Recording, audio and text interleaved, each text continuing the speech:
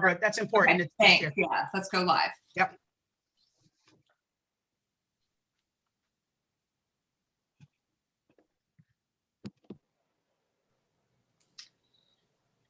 Okay, this is the Wednesday, February 17th meeting of the Community Services and Personnel Committee meeting. I will call the meeting to order.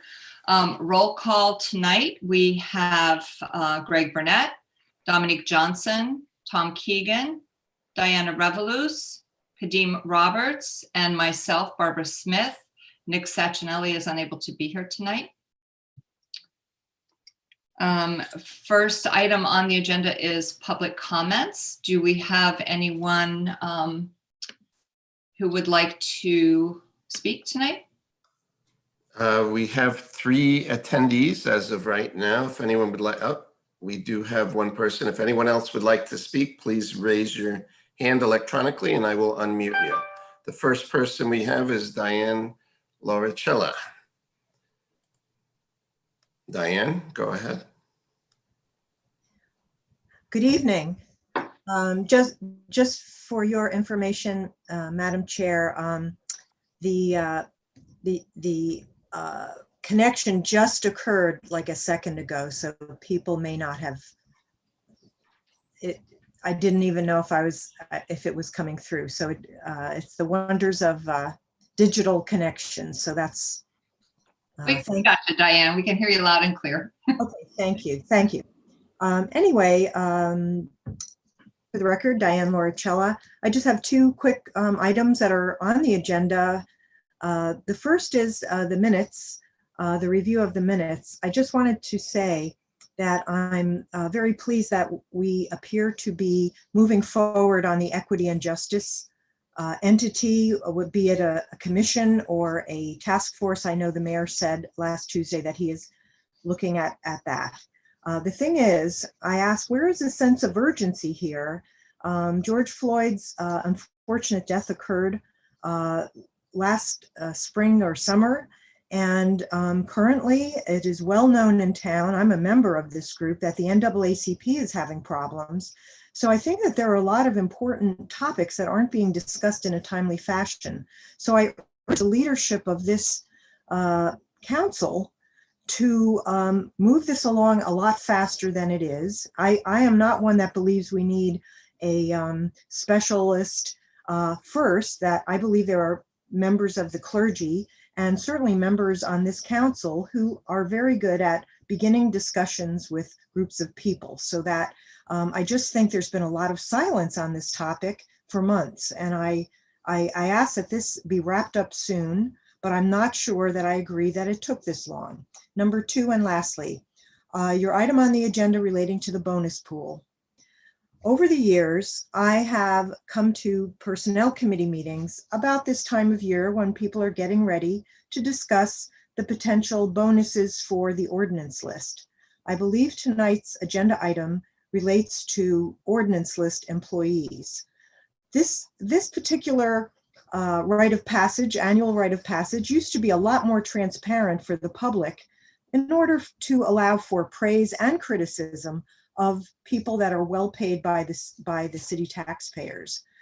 I do believe in the past, especially when under Mr. Esposito and Mr. Moshe, there used to be a lack of transparency about allowing the public to help evaluate whether the senior officials were performing well. And currently, the feeling was, and I know that this committee tried to make sure that the standards that the mayor was utilizing to assign bonuses was more standardized and was reviewed at least by the council. But what I'm saying tonight is, I really don't believe that it is fair that this particular important item is being sent to executive committee. I do believe that the public deserves the right to understand what are the standards, what in the past has been assigned to senior officials. It is city money, it's taxpayer money. Where can we get a copy of how much extra money has been given to ordinance list employees in the past? And I do believe there should be a public hearing so that the public has a right to issue praise and criticism for these ordinance list employees. I ask get transparency back. And I do believe the public has the right to know, because we need to know, are we getting the right bang for the buck? I know there are a lot of very, very hardworking people at City Hall and in our senior staff as well. But there are some that do not have the right, in my opinion, attitude towards the public and would rather the public remain silent. I believe that could be they could be trained to care more about the public's right to be to participate. So I ask again that this not go to executive committee unless individual bonuses are being discussed, but that the process be more public and that the public be involved in issuing praise and criticism. I thank you. Stay warm and safe, and I thank you for your time, for my time. Thank you. Thank you, Ms. Lauricella.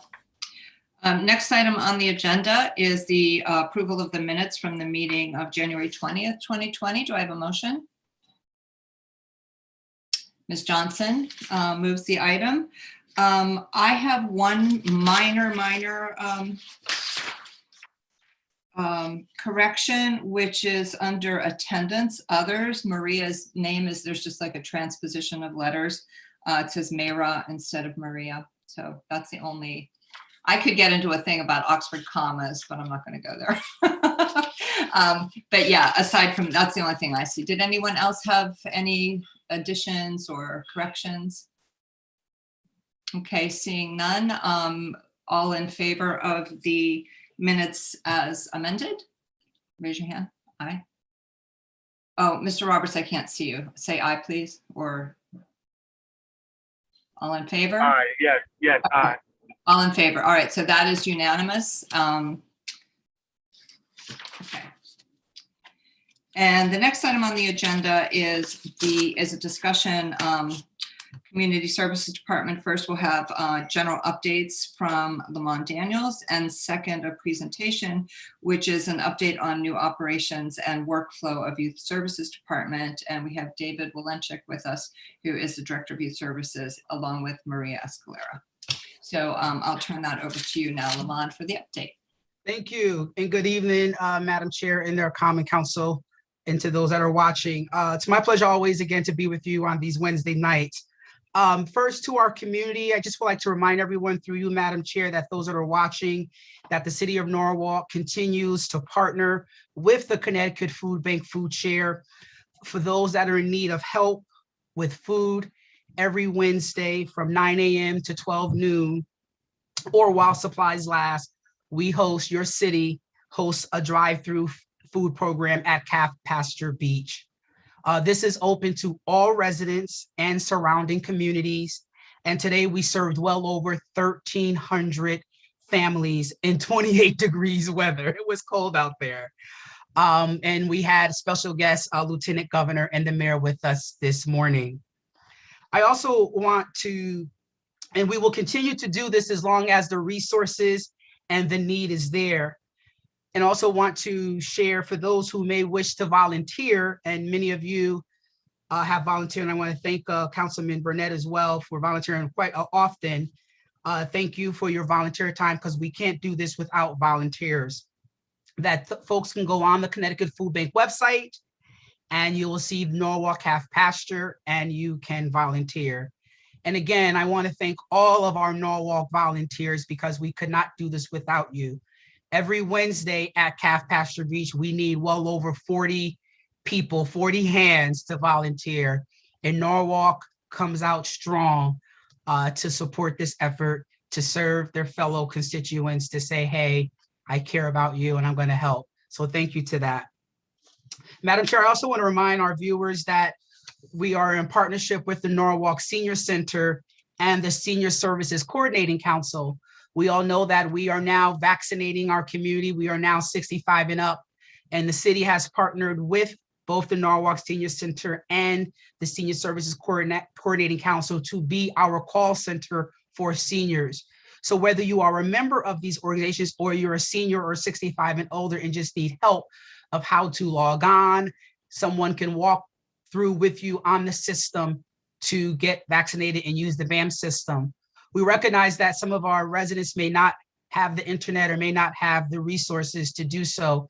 And we're encouraging folks to use the telephone number that the state provides. But for those that can use the internet, we want to encourage you to reach out locally to the Norwalk Senior Center. And the numbers are 203-847-3115, and that's in English. And in Spanish, 203-299-1500. And then for the Senior Services Coordinating Council, that number is 203-434-1876. Thank you. Madam Chair, those are my updates. Would you like me to move into our prepared presentation? Just one, I did want to, as Ms. Lauricella brought up the question about Yes. the Equity and Justice for All Commission, I did just want to add that, Ms. Lauricella, we did receive a brief update prior to going live tonight. We are in the process and we are very close. You should be hearing some good news. What do you think, Mr. Daniels? And within a couple of weeks? Oh, I don't like putting dates on things. No, we are very much aware Very close. that Very the close. community is, very, I don't want to say anxious, but we want this to happen yesterday. And so, but it is a process and we want to do it right. And so just wanted to bring that up. That was all. So I think that we can move on to youth services. Great. Thank you, Madam Chair, again. And so to the committee, about a year and a half ago, I was introduced to you all as Norwalk's first Chief of Community Services. And I shared with you my approach to this new position and this new department.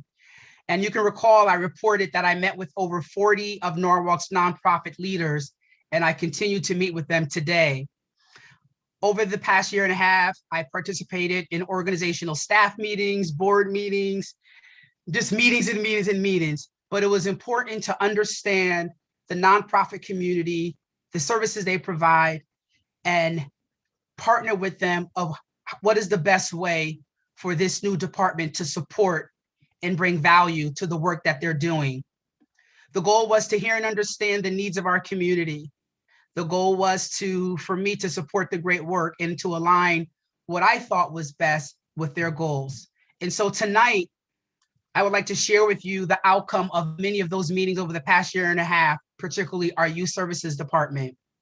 I met with one-on-ones and listening tours, and even have met retired employees or retired program managers who worked in Norwalk and understand and offered me a perspective around youth services in our city. Before we begin our presentation, I want to acknowledge the great work that Mr. David Wilnichek has provided many, many years. David, you can share how many years you were here if you want to, but he has led the Norwalk Youth Services to where it is today. And I want to thank him for all his work over the years. But today is a new day. We know COVID has really shed a light on our community, particularly our most vulnerable, our most fragile. And in my role as the Chief of Community Services, I'm looking at every department to look at not only the resources that we provide, but what is the best way to utilize our employees, the expertise, and the work that we do to improve all outcomes for children and families and all residents in our city. So tonight you're going to hear what that process has been, what it's going to look like in our future. So tonight I'm going to start us off, but you'll hear from David momentarily, and then you'll hear from Maria Escalera, the Human Service Director, who's also been a part of this reshaping and how we will serve and support our youth. So let's begin. I'm going to share my screen.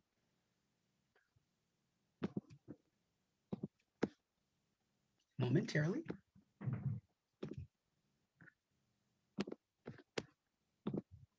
Okay.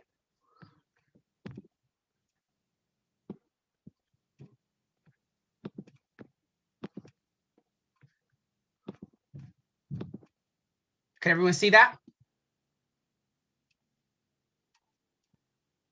Can everyone see this? Yes. Okay, great. Thank you. So David and Maria, you all, I'll start the beginning and then you just tell me next slide. Well, here we are, myself, Maria, and David. This is the youth services team. If you recall, I had this slide up when I first met you downstairs in the personnel area. let me just move some of this over because the way it's set up, it's in the way. And so we're a year and a half later, and I said to you that the Community Service Department is well positioned to make a significant contribution to assist how residents seek and learn about social services and resources. We also talked about that I wanted to deliver on an actionable item urged by the nonprofit community and its leaders. And they said, the value that this department can bring is to establish coordinated partnerships and efforts to support the safety net of the nonprofit. And then lastly, to become that front door to serve as an access point for the social service information and resources in the city of Norwalk. I'm proud to say that we are well on our way to deliver on these items. So today we're going to talk about the reshaping and reorganization of the Youth Services Department. Since I've been here, I did a thorough review of the city's youth services current service delivery model. I met with both youth services staff. I met with local child, youth, and family service agencies and their leadership and organizations that serve Norwalk's youth. Also met with agency staff, and they were invited to share their perspective and offer feedback about the current services, the role the city, around the current services, youth services play in the city. Part of that listening tour, we heard and we learned a lot. One, it was clear what services are available and how residents can access them. Two, we also learned that in 2020-21, there is a full array of youth mental health services that do exist in the city, and they do serve a diversity of community. And during these conversations, we also placed special attention on the emphasis on the ability to pay, and that was well discussed. And so what have we learned? That there is a role for the youth services in that we can help break down silos and foster a better collaboration between the systems interacting with Norwalk's youth. We also can build an awareness about youth services and resources available to them in the city. And you're going to hear about what this all looks like. And then lastly, in this role, I find myself being that thought leader and kind of looking at it from a high level overview around identifying what are those gaps, what are those needs, and how can we pull together the community and the resources, a lot of from the city side, but also from the nonprofit side, to provide the best and intervene when appropriate. So what is a youth services borough? I'm not going to read the entire thing, but what is important is that this is actually legislation. The youth services borough is an actual law in the state of Connecticut that has been acted that asks each city and municipality to create a youth services borough. And under David's leadership, our youth services department has served as the youth services bureau. In Connecticut, we have a lot of communities do it differently. Some municipalities have nonprofits become the youth services bureau. In Norwalk, our youth services, which is run by the municipality, is our youth services bureau, and I would like to maintain it and keep it that way. The next slide, which is what you're going to hear about after David speaks, is in the legislation, it's very broad. The youth services in legislation is a very broad definition. And you'll see that I outline youth service bureaus are responsible for assessing the needs of youth, identifying gaps in services, and coordinating services for youth in order to fill gaps and avoid duplication of services. This is the area where I would like and have proposed to the mayor, which he has approved, to move the youth services in this direction. And then you can see the second bullet, working cooperatively with our school personnel, our police, community resources. David has done a phenomenal job. Now with the onset of bringing Maria, we're really able to take the partnerships, our resources to the next level to serve our youth in the city. So I'm going to turn it over to David. He's going to walk you through the history, tell you what's been going on. And then Maria, she's new. The department is changing. She's going to tell you where we're going. Welcome, David. Thank you. So as Lamont mentioned earlier, the Norwalk Youth Services Department is the designated YSB for the state of Connecticut. There's something like 140 youth service bureaus around the state. Most of them are resident within community youth services departments. We've been around since the early 70s. We've evolved over the years, but we've primarily functioned as the coordinating entity for the social and emotional well-being for youth and families in the city. Currently, we've been providing direct youth counseling services to youth and their families, youth development programming, juvenile justice programming, also known as our Juvenile Review Board, and Restorative Justice. And we've also participated in local, regional, and state initiatives related to youth. In 2005, Mayor Knopp formed a Blue Ribbon Commission comprised of community members, common council members, various stakeholders to explore whether or not Norwalk Youth Services Department should continue to provide counseling services, whether or not we should begin to charge for those services. At the present time and at that time as well, services were provided at no fee, and any other recommendations that might arise from the work of that commission. When the commission wrapped up in 2006, Mayor Moshe had come into office. The recommendations from the committee were delivered to him, and the recommendations at the time were that the direct youth counseling services be retained, that we not charge for services. One of the other recommendations was that we strengthen the youth advisory board to provide a greater voice for youth in the community. And one of the other things that came out of that Blue Ribbon Commission was that the department was under-resourced for the amount of work we were doing. At the time, it was determined services being provided weren't being duplicated elsewhere in the community, and that these services represented a niche service to what else was going on in the community, an adjunct type of service. Currently, we provide counseling to youth and families. The state defines youth as those between, this is actually a typo, I think we forgot to fix this. But youth are defined as those between the ages of 11 and 18. Currently, our clinicians are master's level, MFTs, marriage and family therapists. We've also had social workers and licensed professional counselors in the past as our clinicians, but everybody's always been master's level. Services are provided on a no-fee basis. We get referrals directly from the community, schools, the police, the Juvenile Review Board, and a large number of self-referrals. Typically, the kind of issues we've dealt with are parent-child conflicts, school performance, truancy, delinquency issues, which could be things like running away, being beyond control, minor criminal offenses like shoplifting, etc. Substance abuse. We kind of see the whole gamut of anything that typically adolescents are dealing with. Our Juvenile Review Board program, which we also refer to as our Restorative Justice programming.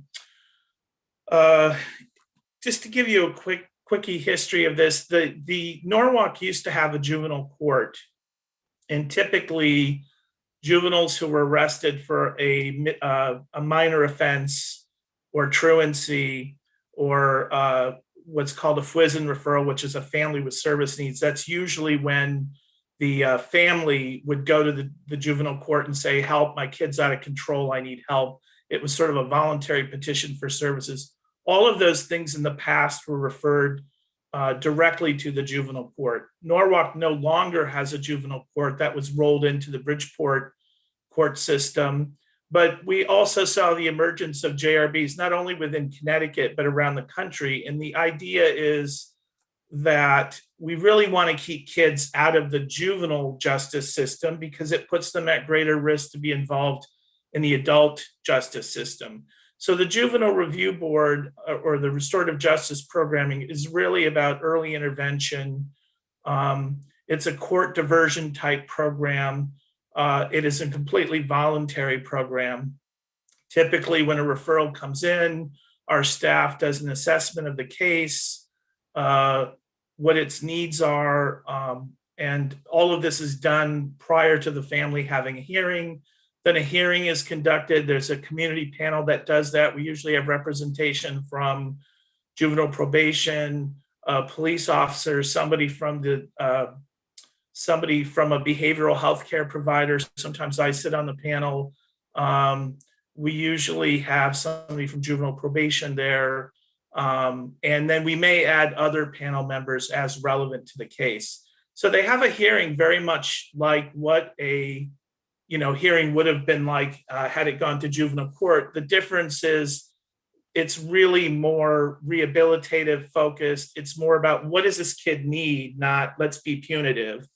And as a result of that, a plan is developed that the family can either accept and sign up to, or they can, depending on the type of referral, they can reject that and opt to go to court. That would be only for a delinquency referral, and when a youth was arrested for an arrestable offense like shoplifting, a minor assault, something like that. Any serious arrests would probably still go directly to juvenile court.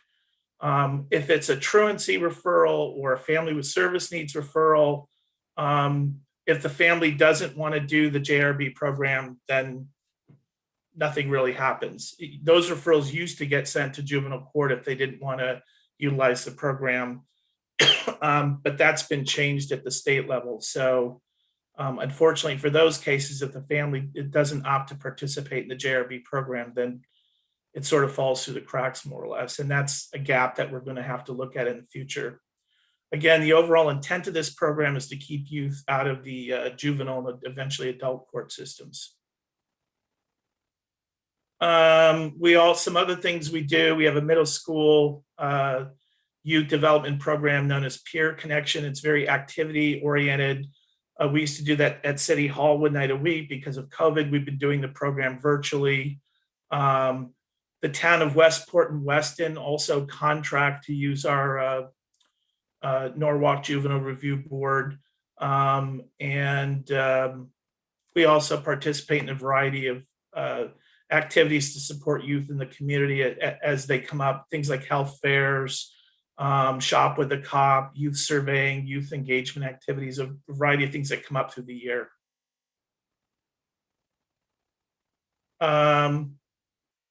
Excuse Do me, you want me thank to you. pick? No, Do you I'm want sorry, Maria no, to I pick got up it. this? Yeah, Okay. so Maria is going to share, you heard what the current service model has been. Maria is going to then pick up where we have been talking, where we have moved, and where we are going with the youth services for the future. Can I just ask a question before we move on? Sure. A question of David.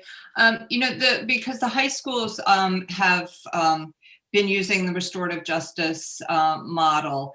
A lot of teachers have been trained in restorative justice. And I imagine it's a little hard to assess with COVID situation, but because of that, have you noticed, are you getting less referrals from the high school because they're very focused on the same type of thing? Have you noticed a difference in the number of referrals?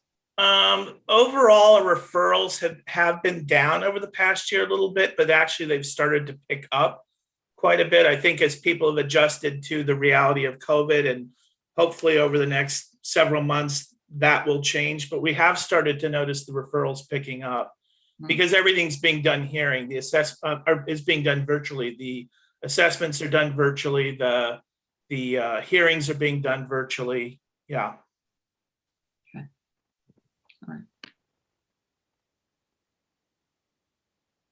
Any other questions, or we can move on, Madam Chair? Yep. Okay, thank you. So you all were introduced to Maria now. She's part of our team. So Maria Escalier, the Human Services Director, and the Youth Services is now under, I'm not sure if you're aware of that, under the Human Services Department. And so Maria is going to talk about what's changing and what the reshaping and redesign is going to look like. Good evening, Maria. Thank you, Lamont, and thank you, everyone. Dave gave us a history of, and really, youth services, the Youth Services Department and staff have been doing an amazing job to support the youth of Norwalk. And so what's changing? Lamont, explained when he first joined the city, he did a listening tour and spoke with members of the community and service providers.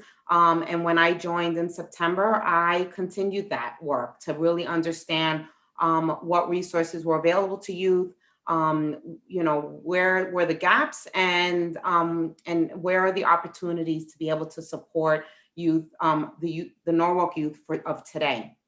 So what's changing? We're going to be shifting from a long-term counseling model to a collaborative youth development model focused on 5 pillars, and I will go through those 5 pillars. We are going to provide supportive care coordination with a referral and information focus.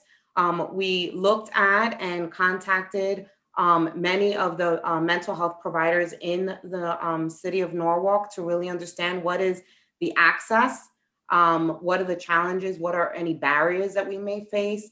And we got a really positive response that there are many resources that have developed over the years here in Norwalk to really support our youth's mental health needs. We want to really strengthen the restorative justice principles and practices to include youth advocacy, focus on youth leadership development to include life skills, and intentionally joint strategies addressing trends and issues facing Norwalk youth with youth serving agencies and stakeholders. So this is, we've developed an approach of identifying really 5 pillars to help us focus and really utilize the resources to really best meet the needs of the youth for today. So our first pillar is restorative justice. We have information and referral services, community education, advocacy and leadership, and then really building a very strong collaborative relationship with the Parks and Recs department within City Hall. And the idea is that we have so many resources and expertise and specialties within City Hall, within our youth services department. And we're hearing from community partners on their resources and the strengths within the community. And so, you know, these 5 pillars are going to help us drive and focus on how do we better support the Norwalk youth. So the restorative justice pillar or focus is really to look at our current JRB, as David had explained, and to help high-risk youth who are referred by law enforcement, school personnel, community-based organizations, and their families to prevent future contact with the juvenile justice system. So we're going to continue that program. Norwalk has a very strong JRB, a very good relationship with the Norwalk Public Schools and the police department to really identify youth who, you know, fall off the path of success and really help guide them back and get them back on the right track. And so what we'll be looking at is how can we better support that program?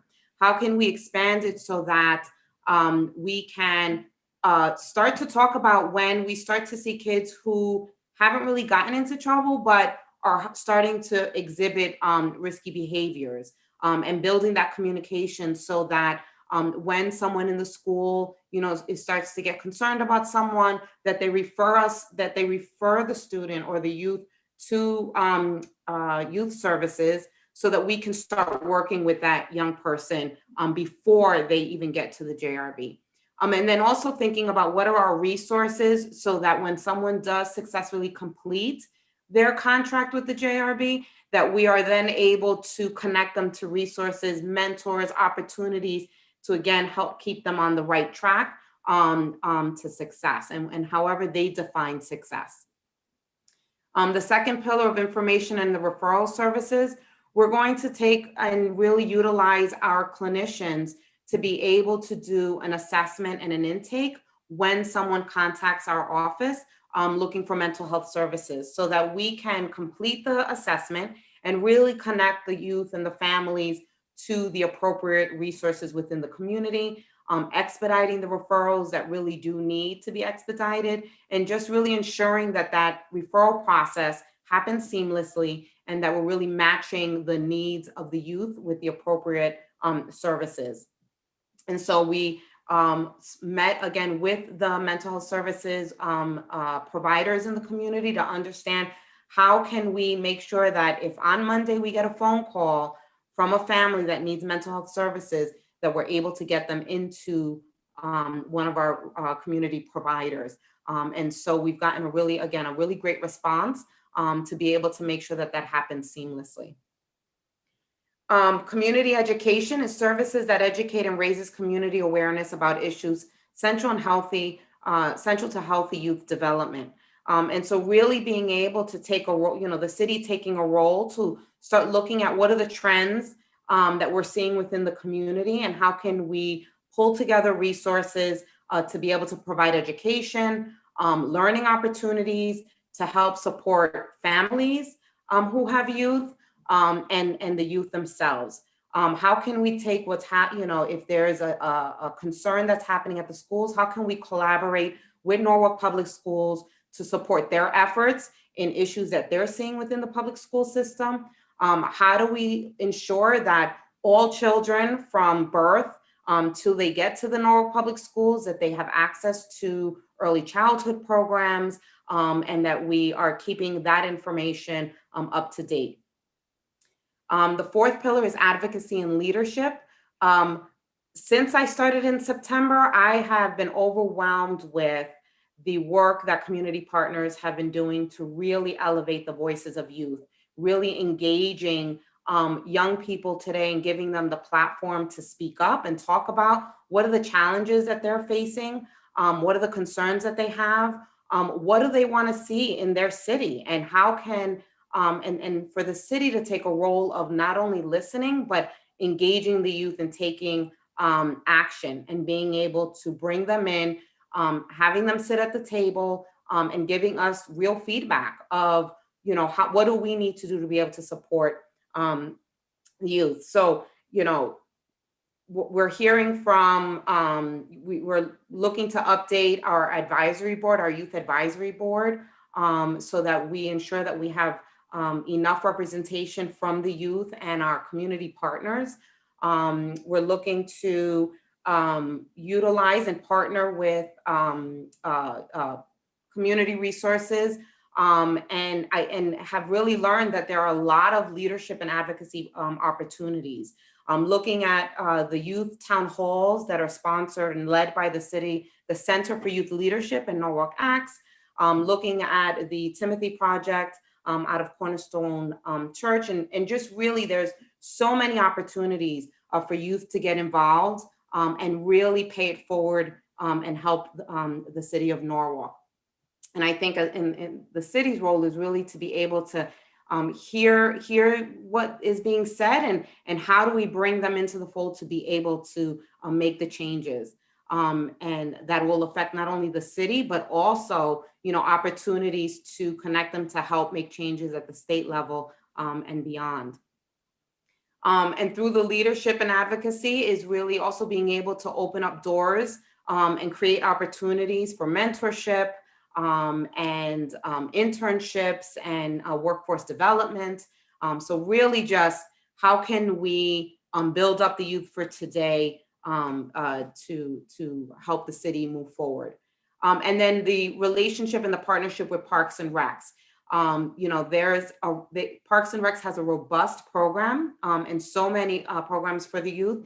And so how do we, again, take a holistic approach to when a family contacts youth services, is that we're not only, connecting them to mental health services and providing education and trainings, but how do we help engage them and connect them to the wonderful programs that are out of Parks and Recs. And so really being able to build a healthy development in young people. And so really it's just, overall, we want to build a strong collaborative relationship with our community partners, Norwalk Public Schools, to really support all of today's Norwalk youth, and ensuring that every young person has access to all the resources and opportunities that the city has to offer. And again, we've just learned that there's so many rich opportunities and resources within the city.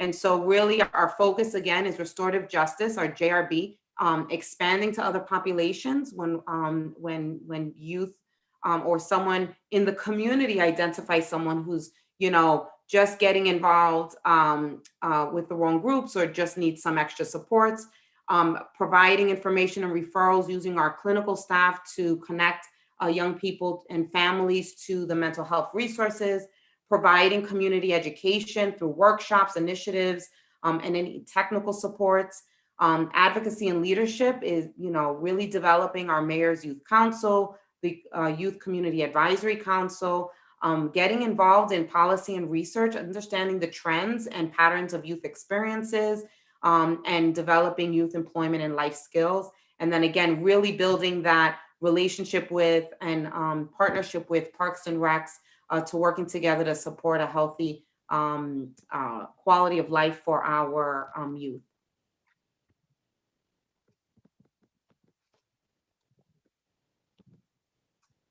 Okay, so this is me, sorry.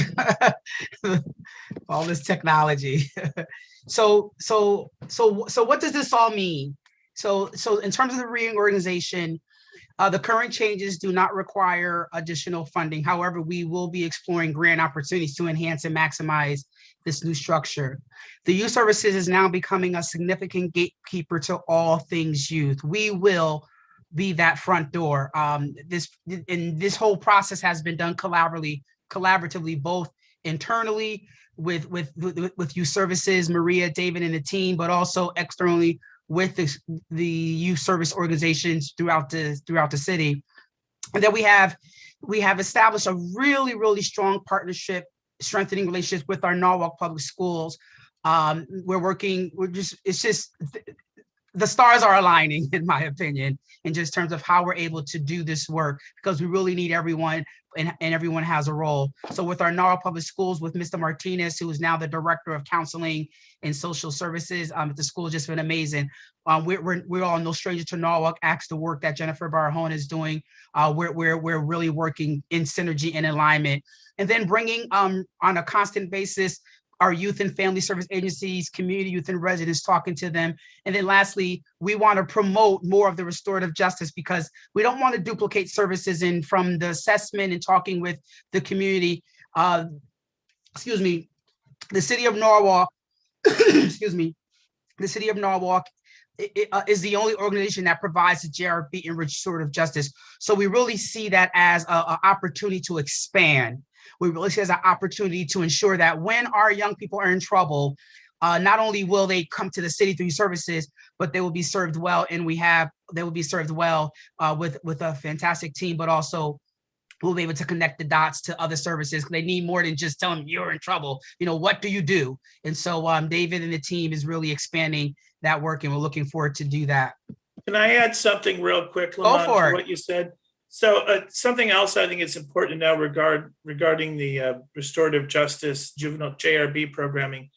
Currently, the state provides funding for 4 JRB programs. I think it's Hartford, Bridgeport, New Haven, and I believe Waterbury. But there's a lot of advocacy work going on through our Connecticut Youth Services Association, which is our statewide advocacy group that we're affiliated with, to create a funding stream from the state to fund all juvenile review board programs around the state. Because most communities like Norwalk, first of all, almost the youth service bureaus are sort of the placement for juvenile review board programs around the state.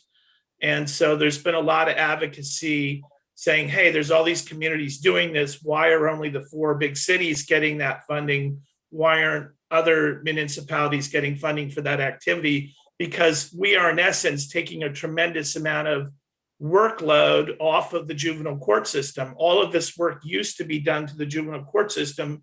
It's now being done within the community locally, as it should be. But a lot of us are asking the question and advocating for, there has to have been savings here. Let's realign that financing with where the work is being done. So I think that's important to recognize as well. Thanks, David. So you can see this is the new org structure. It's kind of still developing and morphing, but we're really looking to expand how we connect and engage our community. And so I'll provide the slide deck definitely to you all afterwards so you can look at it.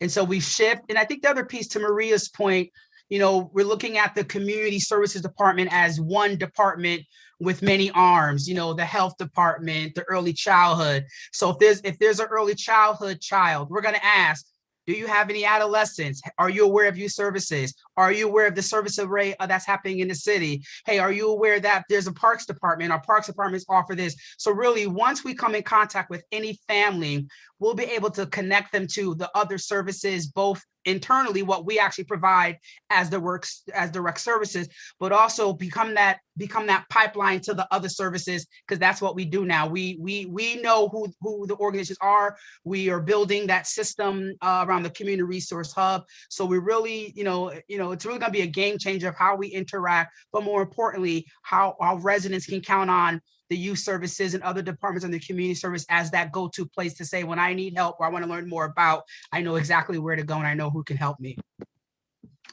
And this is it. Thank you very much. I'll stop sharing and yield back to you, Madam Chair. Thank you. And thank you, Maria and David. Thank you for that presentation. Anyone have any questions? Mr. Burnett. Yes, thank you, Madam Chair. Super great presentation. Very, very excited to see this. My question is twofold. Looking at the 5 pillars, we have the justice piece and the information referral services. Those are existing as is, correct? To some degree?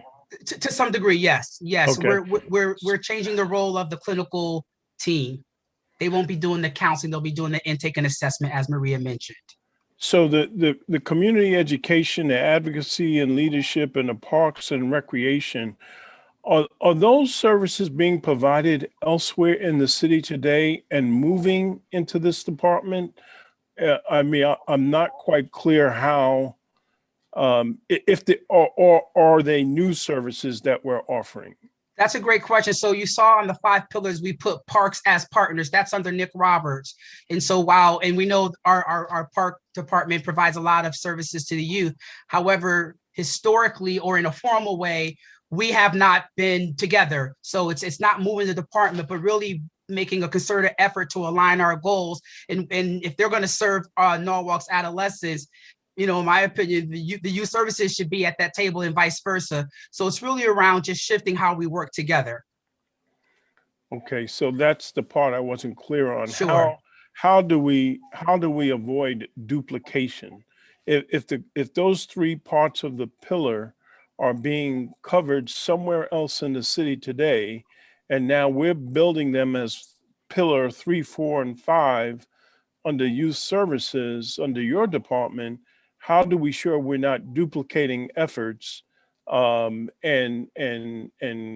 I'll say, lack of a better term, double booking and costing the city twice as much for the same services? Oh, no, sir, Mr. Burnett, we're not costing the city anything. And thank you for clarity, because as we continue to articulate and share the message, we want to make sure that we clear. So when you see parks as department, that's under Nick Roberts, as I mentioned. So Nick will still be doing what he's doing. The point of saying that we are together as one is that you all should be familiar with, we don't want departments working in silos. So for example, so let's say David, we're working with youth services. Our families want to know what service are provided. Presently, we would have to say, we don't know. So being aligned with what Nick is doing, aligning some of our goals, aligning our resources. So just putting our monies together to identify what possibilities we can do, both from a youth services development perspective, but also from a youth social, emotional, and physical activity development perspective. That's the goal and that's the intention and how we will work together. But it's not moving a department or doing what Nick does. Nick will still maintain everything he's doing. It's just bringing a philosophy and approach as one.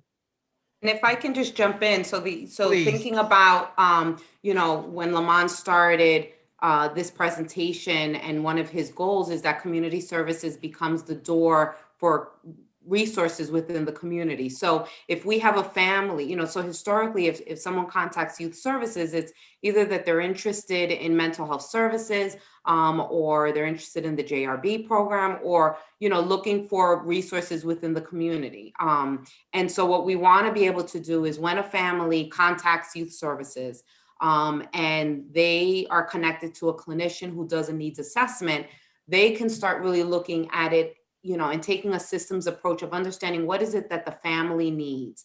So if mom says, I have a 16-year-old who's just really giving me a hard time, and I want to get them connected to mental health services, that they also go beyond that and ask, what other children are in the home, and how else can we help support that family system? And so if we identify that there's younger kids in the family, how do we connect them to the early childhood program? If they're not aware of the Parks and Recs program, instead of just transferring them over to Parks and Recs, is really being able to talk about what programs are available, how do they go about registering, and then doing this warm handoff to Parks and Recs, since we've been able to collaborate, to being able to connect the family to the programs available. I think, go ahead. And so then this approach really, it's the same idea with community education is really having an understanding, looking at what are the trends, and then how can we take a proactive approach to addressing any gaps or trends that community providers are seeing, community members are seeing, families are seeing, so that when they call any of us, we can, and we say, Mr. Burnett, you get a call, and then Mr. Roberts gets a call, and it's related to a similar concern in the community. We can then take on that role to start looking at, what exactly is going on? Are our community partners hearing this? And then what role does the city take in saying, there's been an uptick in substance use? Looking at our community partners and saying, can we come together, right? Can these organizations come together to really address what the trends that we're seeing? And the city taking on that role of coordinating, of pulling together the resources, rather than the city developing a substance use program and administrating that, but looking at seeing what are the resources in the community, how can we bring them together? Really similar to what Lamont has done with our food access program, is bringing together all of the food resource organizations that provide food resources and access, and bringing them together to be able to support the community's needs. And so we're just looking at taking youth services and saying, let's have these focus areas, and then identifying what are the community partners and resources that we can go to say, we're seeing this, how can you help us? If a family calls, that it's that we're able to help them in a more holistic way, rather than transferring them to to another department, or giving them a list of resources, but really being able to guide them through that. So I hope Thanks, that Maria. helps. Yeah, but because it just triggers something, and it's, as I said, it's an approach. So I think this example will kind of make it clear. So we are the social service, mental health, emotional support door that we will be engaging youth, right? And so if we use the parks example, we know that kids who are struggling with social emotional, it will be wonderful to get them connected to physical activities, right? So, but we know that the kids that the young people that we work, they may not automatically go through Parks and Rec for services or to get connected. So it's through the youth services kind of door that we can then have conversation with our parks department, because we're interdepartmental, say, wouldn't it be wonderful to offer something around young people who are struggling with these issues? So these would just be collaborations and partnerships, not that I own it or our department owns it. It's just bringing the parks to the table because they are serving Norwalk's youth, and it's about a strategy. So there's the gymnastics and the lifeguard stuff that they do, but then there's this other piece. What about our most vulnerable, our young people who are not automatically connected to parks? And Nix has been very open to figure out, are we really serving all Norwalk youth? There's the youth that's going to automatically be served, but we know, and since I've been here a year and a half, there still are a lot of youth that are not connected, that are not served. So really looking at a multi approach around what do we have to offer and coming to the table as one, i.e. the Parks Department, to figure out what about these youth, or how could we work with these youth? And then the Parks Department come up with some ideas. We wouldn't necessarily come up with the ideas, but having that direct communication and formal relationship, and that just doesn't exist right now. So we kind of put it and say, hey, we would like to add you all to kind of the work we're doing, and that's what we're doing. So Nick and I are talking a lot. I hope that makes sense. Yes, it does. And one more last question on that same thought. So I envision these 5 pillars kind of being a one-stop shopping for youth. And in line with what we're hearing from the Board of Education, to possibly have a welcome center in some shape or form, which will be one-stop shopping for youth also. Do you see yourself being housed in the same place as the Welcome Center? So there's one door that a Norwalk person goes through for all things youth, whether it's education, youth services, it's all one door, because I see some fragmentation between what the Board of Ed might be trying to create in terms of a one-stop shopping and what we're trying to create as a youth one-stop shopping. Yeah, I have not been briefed on the specifics of what the Board of Ed is planning to do, Mr. Burnett, so I don't feel comfortable speaking Okay, to no articulate an problem. opinion on what they're doing. Mr. Keegan, you had a question? Yeah, Madam Chair, not really a question, just a point of information. The youth sports leagues, of which Councilman Roberts is a product, those are pretty much privately run. I'm not sure everyone understands that. And I just was curious what your relationship was with some of these organizations, be it baseball, Cal Ripken Little League, Babe Ruth League, the football program, et cetera, et cetera. That's just something to explore. But something else that I've been thinking of a little bit, more so about our justice and equity program. And this may be something for David. Have we ever thought of in connection with the police department, a youth Citizens of Police Academy, where you bring high school aged kids into the police have a youth, they have something like that, a youth they have academy, what they call a like a cadet program. Cadet program, correct? Yeah. But that's like long term and a big commitment. I'm talking about a 6 or 8 week gig. We do it in Greenwich, where the kids come in and they go into various departments of the police department, be it the Marine Division, the Detective Division, emergency services, whatever's available. And they actually learn what the cops are doing on a daily basis, and they get to meet these police officers, and they meet them in a whole different type of a situation. And what we've learned in Greenwich is it creates a real mutual respect and appreciation between the two groups. And I don't know if that's something that wouldn't necessarily be a bad idea to follow up on. I will tell you, we have youth who come through our restorative justice programming. Sometimes, depending on what the case is, youth will be asked to do a certain amount of community service.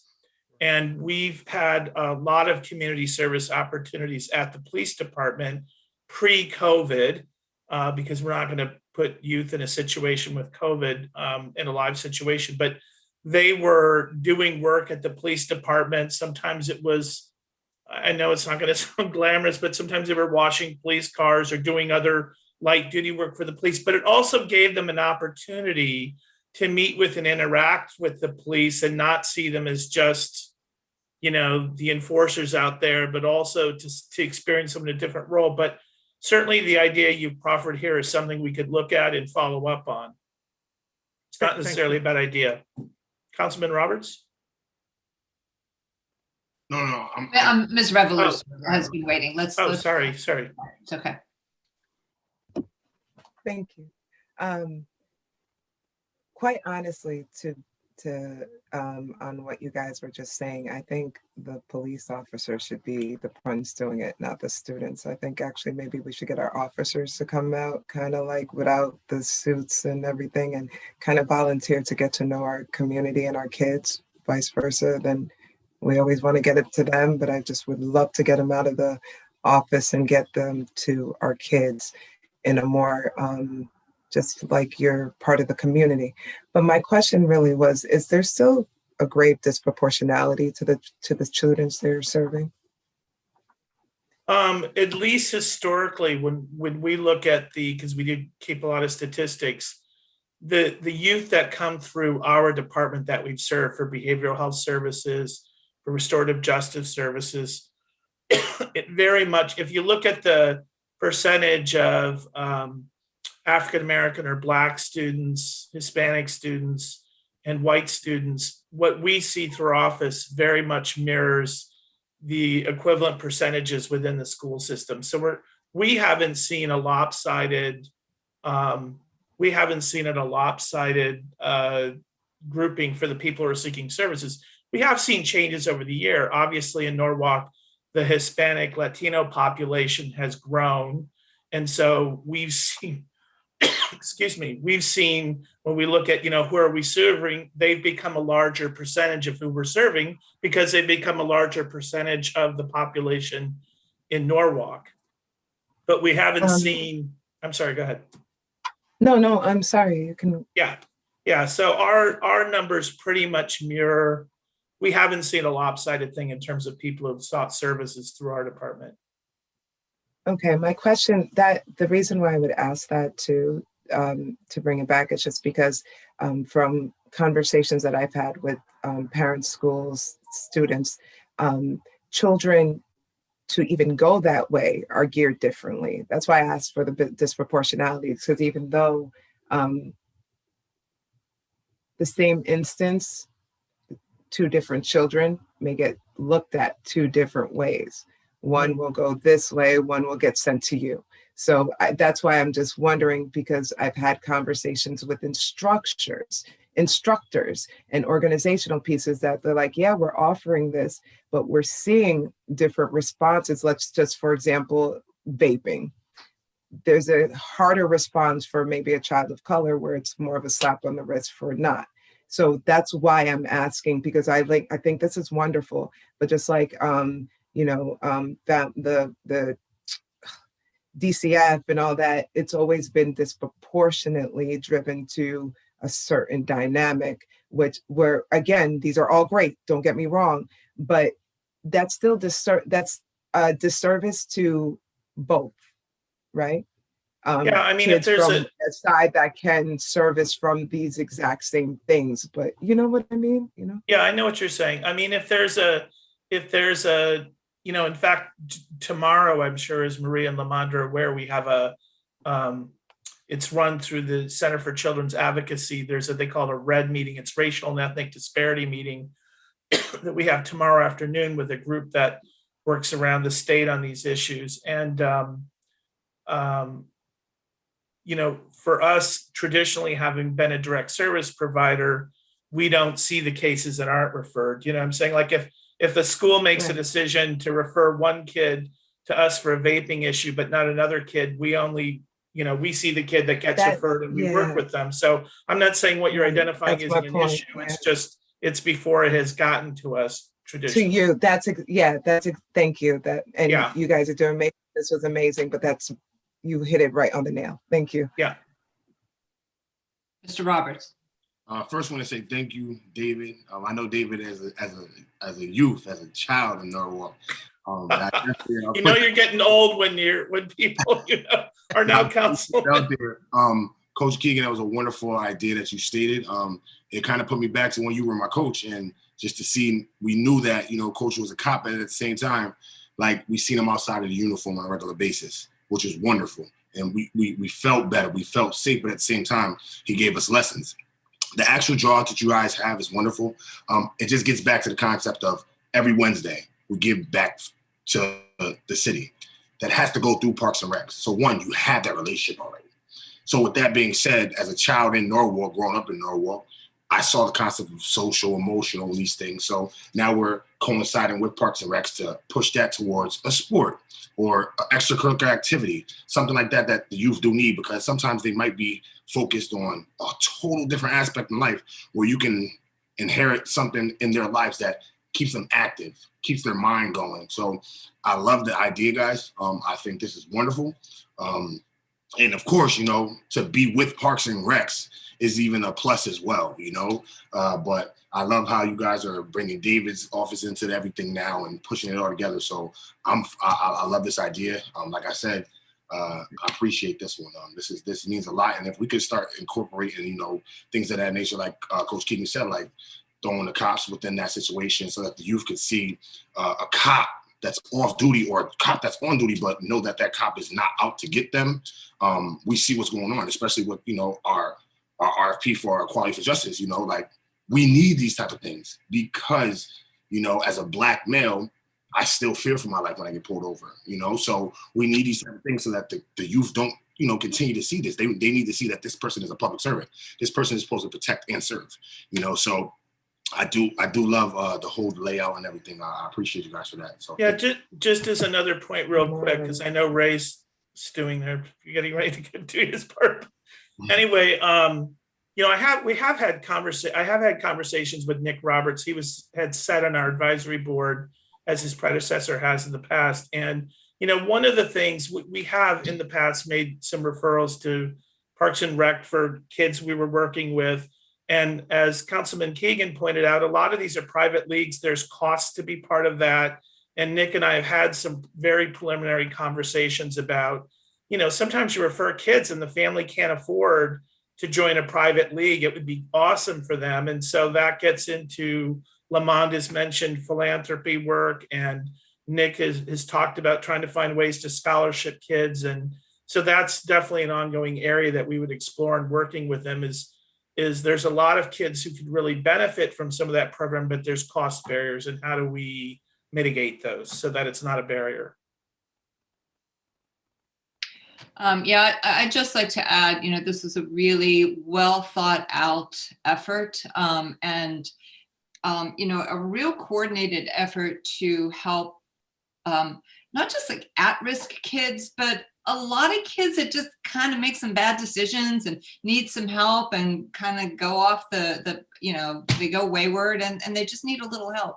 So this coordinated effort and the focus on restorative justice is so huge, because you know, you keep those at-risk kids out of the court system, and you keep a kid out of jail and save a life. And that helps all of society. So I think this is really incredible work, great presentation, and thank you very much. Thank you, Madam Chair. Thank you, council members. Okay, so let's move on to the next item on the agenda, which is our executive session on the personnel bonus pool and distributions history. I just, I'm assuming I can jump off. You want me to jump off at this point? Yes. Okay, thank you. Have a good evening.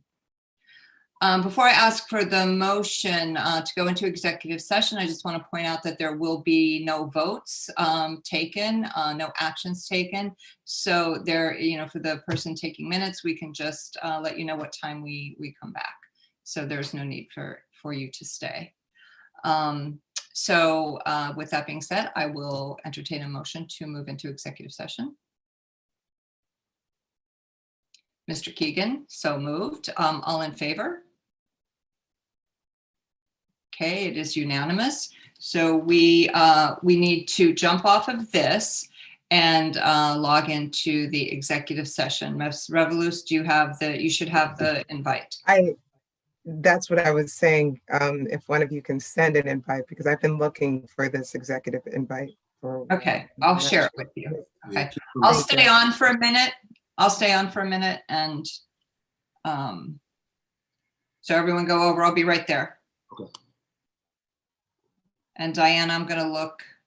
Yeah, I'm just gonna write because, thank you, because I've been like searching my email, both emails for this, and I was like, oh, maybe it'll come today, and I All right. still haven't seen it. So I'm going to forward. Wait, Oh, you from got it? Jasmine. Yep, from Jasmine. Wait. That's it. Finally Okay. found it. All right, Okay, Barbara. thank you. I'll be right back. Yes, Claire.